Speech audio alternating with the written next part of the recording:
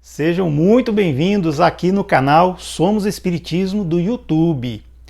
Na sua vida você já conheceu pessoa que fala sozinha, que faz pergunta e que responde outra coisa, como se estivesse dando uma tréplica? Pois é, para o vídeo de hoje separamos uma história interessante do nosso querido Chico Xavier, que está aqui nesse livro, Lindos Casos de Chico Xavier, de Ramiro Gama, em que ele, lá no grupo espírita que ele fundou em Pedro Leopoldo, o grupo espírita chamado Luiz Gonzaga, houve um momento em que ele falava sozinho lá, se entende? E o pessoal começou a olhar aquilo e ver com estranheza. Então vamos embora para a historinha? A segurança do trabalho. Atendendo às instruções de Emmanuel, Chico iniciava os trabalhos no Centro Espírita Luiz Gonzaga às 8 da noite e o encerrava às 10 horas, enquanto frequentou sozinho a instituição. Isso. Fazia prece de abertura e depois lia páginas de O Evangelho segundo o Espiritismo, de Allan Kardec, comentando-as em voz alta para os desencarnados. Pessoas da família indagavam sobre aquela resolução de falar sozinho, entretanto o médium explicava. Há muitos espíritos frequentando a casa. Chegam desconsolados e tristes e Emmanuel afirma que a obra de evangelização é necessária a todos nós. Não podemos parar. Certa noite, uma senhora desencarnada em Pedro Leopoldo conversava com Chico no salão do centro, no qual ele se achava aparentemente sozinho e o diálogo seguia, curioso. Tenhamos fé em Jesus, minha irmã. Silêncio. Não desespere, com a paciência alcançamos a paz. Silêncio. Sem calar, tudo piora. Com o tempo, a senhora verá que tudo está certo como está. A conversação prosseguia assim, quando uma das irmãs do médium, escutando-lhe a palavra, debruçada em janela próxima, perguntou-lhe em voz alta: Chico, quem está conversando com você? Dona Chiquinha de Paula, respondeu o médium. Que história é essa? Dona Chiquinha morreu. Ele, você que pensa, ela está bem viva. A irmã do rapaz, alvoroçada, comunicou aos familiares o que ocorria. Chico devia estar maluco. Era preciso medicá-lo, socorrê-lo. Outras irmãs do médium, porém, apressaram-se a observar que ele trabalhava corretamente todos os dias. Seria justo dar por louco um irmão que era útil e amigo? Ficou então estabelecido em família que, enquanto Chico estivesse firme no serviço, ninguém cogitaria de considerá-lo um alienado mental. Desse modo, Chico Xavier costumava dizer que o trabalho de cada dia, com a bênção de Deus, foi para ele a melhor segurança. Olha que interessante, hein? Se ele tivesse fazendo outra coisa que não fosse o trabalho, ele teria corrido um risco muito sério de ter ido acabar num hospício ou sei lá, internado em alguma clínica de reabilitação psicológica e outras coisas mais, ainda mais naquela época que na verdade não tinha essas coisas não, né? Era louco mesmo, ia pro hospício e tomava eletrochoque e aquelas violências, né, que essas pessoas infelizmente foram submetidas no passado. Quero acreditar que isso não exista mais hoje em dia. Mas voltando aqui à nossa história, nós vimos que Chico Xavier, ele atendeu aos predicados de Emmanuel quando ele encontrou com ele, com Chico, que falou para ele que precisava de ter 3 coisas para que o Chico pudesse trabalhar com ele, que era disciplina e... qual é o terceiro? Isso, você acertou, disciplina. Então, Chico, ele estava lá todo dia, ele abria o centro espírita às 8 horas da noite, fazia os trabalhos como todo grupo espírita no antigo normal faz, de fazer uma palestra com oração inicial, palestra, comentários do Evangelho, oração final. Não aplicava passes porque não era o caso, e também eu acho que o passo espiritual ele acontecia assim mesmo. porque tinha entidades sofredoras lá, como fala no livro, mas com certeza tinha as entidades de luz também, que apoiavam todo o trabalho, só que os espíritos sofredores não conseguiam ver os espíritos de luz, porque acontece, é muito normal isso. E os espíritos de luz, quanto mais evoluído mais a visão deles abarca mais coisas. Eu vou pedir para você, se você for novo aqui no canal, para você já se inscrever e toque no sininho que está ao lado do botão de inscrição. Quando você se inscreve, você ajuda o nosso canal a crescer e assim a gente consegue levar a doutrina espírita para mais pessoas, consolar mais corações e afastar desespero. Cada caso é um caso, a gente nunca sabe. Então, por favor, não custa nada para você clicar aí em se inscrever e isso ajuda demais a gente. Voltando à história, nós sabemos que Chico Xavier ele ficou muito tempo fazendo isso. Ele abria o Centro Espírita Luiz Gonzaga durante a noite e não tinha ninguém aparecia, porque o espiritismo não era tão popular igual é hoje, graças a Deus. Mas é aquela coisa, ele como um dos pioneiros, assim como ele, Divaldo Franco, Ivone Pereira, são pessoas assim que realmente são muito missionárias mesmo, porque eles enfrentaram essas primeiras barreiras, exatamente, foi isso mesmo. E é interessante notar a mediunidade do Chico, porque ele conseguia ver o salão repleto de espíritos que estavam lá ocupando os seus lugares para ouvir palestras, ou seja, eles chegavam lá desalentados, chegavam desesperados, tristes, e com o trabalho do Chico, as palestras que ele fazia, isso melhorava bastante. E Chico não estava fazendo aquilo à toa, era sob orientação de Emmanuel. E Emmanuel não ia falar também para Chico à toa, você vai lá e... não. Mas dizem também que o Chico Xavier, quando ele fez esse trabalho, isso ajudou demais ele a desenvolver, a educar sua mediunidade. Então ele começou a ver mais, a ver com mais clareza os espíritos. E ele também falando, assim, aparentemente falando sozinho, isso desenvolveu nele uma segurança para ele poder trabalhar, inclusive na psicografia, porque ele sentia as energias vindo, né, do espírito que ia psicografar. Então ele sentia mais segurança, porque ele quando ele estava psicografando, ele não via, ele apenas ouvia ou tinha espírito que mecanicamente tomava conta do braço dele, e ele ia lá e discorria na escrita os livros que iam fazer. Então esse trabalho lá em Pedro Leopoldo, que a gente acabou de ler aqui na história, a segurança do trabalho, ajudou bastante o Chico a se desenvolver nesse sentido, porque nós sabemos, aqui agora, nesse vídeo, é porque não dá para capturar pela câmera, mas tem algum espírito aqui com certeza, eu não estou aqui sozinho nesse ambiente. Você aí onde você está também com certeza tem algum espírito aí. Não necessariamente, quando a gente fala espírito, é espírito trevoso, é obsessor, aquela coisa, né? Eu não gosto nem dessa palavra obsessor, né? Para mim é um espírito sofredor. Mas pode ser um espírito de luz, um anjo da guarda que está nos ajudando, aquela coisa. E quando a gente faz uma prece, quando vai fazer algum trabalho, seja espírita ou não, pode ser até no trabalho que a gente usa para ganhar pão, quando a gente faz uma prece pedindo auxílio, esse auxílio vem. O espírito amigo vem nos ajudar, vem nos dar aquela inspiração, né? Ele vai dar inspiração, não vai fazer o trabalho para a gente é que tem que fazer. É igual o Chico Xavier aqui. Ele abria o Centro Espírita Luiz Gonzaga, mas ele ficava lá quieto. Ah, vou deixar os espíritos trabalhar, vou ficar aqui observando. Não, ele é que trabalhava, ele é que fazia. Então, de certa forma, essa disciplina também ajudou, porque vai que alguém passava toda vez na porta lá do centro e via aberto. Aí vai que alguém entrou, vai que esse alguém que entrou gostou, vai que esse alguém que entrou gostou, falou para outro. E esse outro que ouviu foi lá também ver.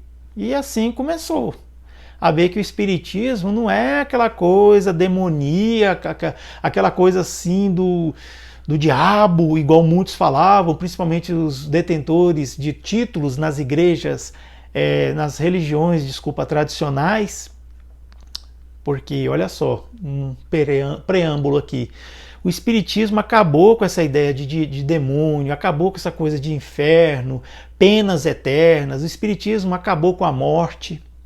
Essa doutrina é muito boa, então por que tem pessoas que ficam irascíveis contra o espiritismo?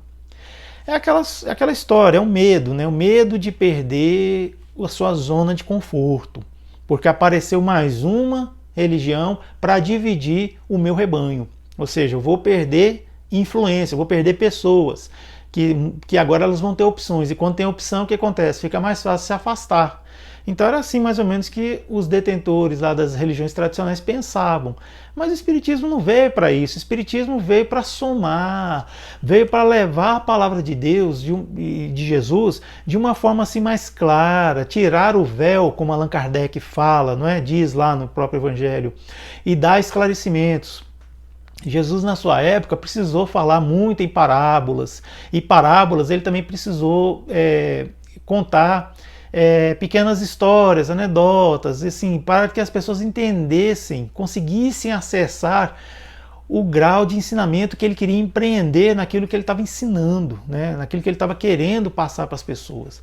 E Jesus, sabedor das pessoas daquela época que tinha o saber assim um pouco reduzido, né, tal, ele usou desse recurso. Hoje em dia a gente já pode pegar essas parábolas e desmistificá-las, colocar uma coisa mais assim aceitável para os dias de hoje, porque tem muitas pessoas que ainda lêem as parábolas e não conseguem entender nada e fica criticando. Aí vem o Espiritismo e fala assim, não, você tem que entender que essa parábola está dizendo isso e isso e isso. Por quê? Porque tem isso, e faz as relações, as análises, sintetiza quando é o caso. E então a gente tem uma segurança maior. E claro, é Jesus que falou, então se Jesus falou, ele tem realmente todo esse sentido.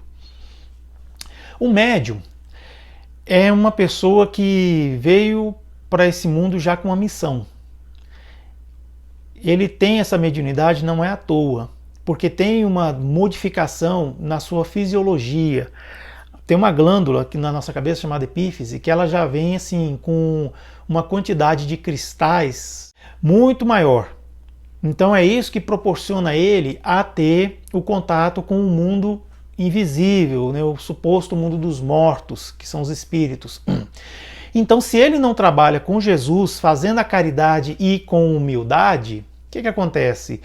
Ele vai acabar sendo consumido por isso.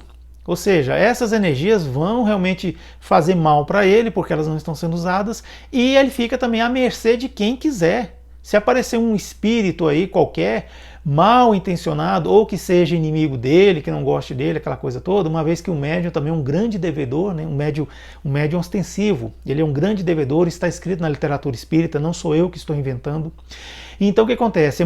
Vai ser muito fácil ele encontrar talvez algum desafeto, algum inimigo que vai querer cobrar. Vai querer cobrar e vai fazer o quê?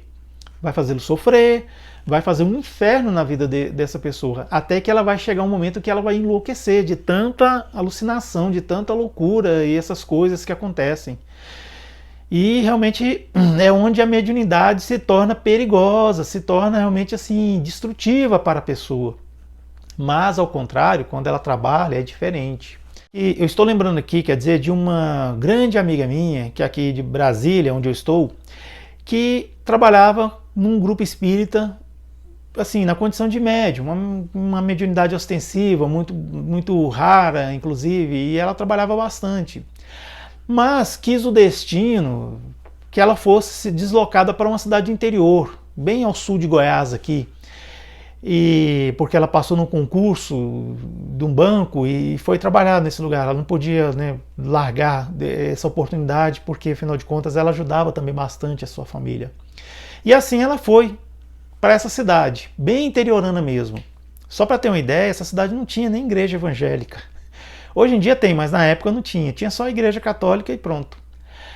E ela não tinha carro, aquela coisa, né? E a cidade mais próxima que tinha um centro espírita ficava a 380 quilômetros dela. Impraticável ela ir numa noite e voltar, não dava. Mas essa garota, sábia que era e também atenta à instrução dos espíritos amigos, procurou saber o que tinha na cidade. E ela descobriu que a Igreja Católica mantinha um asilo onde ficavam lá os velhinhos, os irmãzinhos lá, que a família não tinha condições de cuidar, ou às vezes, devido à extrema pobreza, deixava essas pessoas lá e tal. Então ela descobriu, e descobriu também que lá tinha uma carência de mão de obra. Então ela se ofereceu para trabalhar. E toda manhã, seja sábado, domingo, feriado, dia de semana, chuva, seja dia de sol, seja dia de frio, dia de calor, ela estava lá. Se apresentava no horário que eles estipularam para ela, que é 6 horas da manhã. E quando a gente faz trabalhos com velhinhos em asilo, a gente sabe que o grosso mesmo do trabalho é de manhã. Porque de manhã você tem que limpar os velhinhos, tem que dar banho neles, tem que vestir roupas novas, tem que trocar a roupa de cama, tem que preparar o café da manhã, tem que oferecer o café da manhã para eles, que nem todos conseguem comer sozinhos. E você tem que vigiar também, que tem uns que às vezes fazem uma baguncinha. Né? Volta a ser criança, de certa forma, né? Velhinho é muito bonitinho, né? Então o que é que acontece? Aí ela fazia isso aí de forma que quando dava assim lá para as 9, 9h30, ela me contando, encerrava os trabalhos. Aí ela tinha um tempo extra, porque ela, no final de contas ela ia para casa para fazer nada. Ela ficava lá até mais ou menos umas 10, 11 horas, porque ela tinha que se apresentar no banco ao meio-dia, que era o horário de que começava o expediente dela. E o banco era muito perto de onde ela morava, então ela ficava até as 11 horas por aí, ela ficava conversando com os velhinhos, contando historinhas, e quando era o caso, ela ficava ouvindo. Quando tinha um que estava afim de conversar, ela ficava lá apenas ouvindo, ela não falava nada, só deixava o ouvidinho aqui e pronto. Então, essa garota, ela que era uma médium assim, ostensiva, uma mediunidade assim rara, aquela coisa toda, ficou lá trabalhando. Então ela ficou se não me engano, 2 anos, mais ou menos, ou 3, não me lembro direito, até que ela conseguiu ser transferida de volta para cá, para Brasília. Né? Ela venceu o tempo, ela conseguiu vir para cá. Durante esse tempo, ela não sofreu ataque de nenhum espírito sofredor. Ela não passou, digamos assim, passou mal porque não estava exercitando a mediunidade. A mediunidade, assim, de uma forma tradicional. Porque o trabalho que ela estava desempenhando lá, ele suplantava muito essa questão da mediunidade. Ou seja, ela estava também desenvolvendo competências espirituais, estava desenvolvendo a sua virtude. Então, se algum espírito assim mal intencionado chegava junto com ela deixa ele comigo. Aí ela ia para o asilo, o espírito ia junto. Aí ela começava a trabalhar lá e o espírito começava a ficar assim confuso. E agora? Ou eu vou evoluir com ela, ou então eu vou procurar outro para obsidiar. O espírito escolhia. Espero que o espírito tenha escolhido. Vou evoluir junto com ela. Que assim fica melhor, né? Então o Chico Xavier, ele também fazia isso. Quando lá em Pedro Leopoldo, no Centro Espírita Luiz Gonzaga, como nós vimos na historinha, ele fazia isso. O que você achou da história? Você gostou? Comenta aqui embaixo para mim. Você acha que tá certo isso aí? Você tá no Centro Espírita falando sozinho? Pode ser uma boa, pode não ser? Comenta, escreve aí. Você gostou do que eu falei aqui nesse vídeo? Comenta também. Não gostou? Me ajuda. Diz onde é que tem coisas que você não concorda. Isso vai me ajudar bastante no meu aprendizado, certo? E é isso aí. Se você gostou desse vídeo, curta e compartilhe para alguém que você acha que precisa assistir esse vídeo, que talvez vai gostar, tá bom? E tal, se você é novo, se inscreva aqui no canal, por favor, e ative o sininho que é bem ao lado do botão de inscrição. Isso vai ajudar demais o nosso canal a levar a doutrina espírita para onde ela precisa ir. Eu te agradeço muito pela presença aqui no nosso vídeo. Até o próximo. Tchau!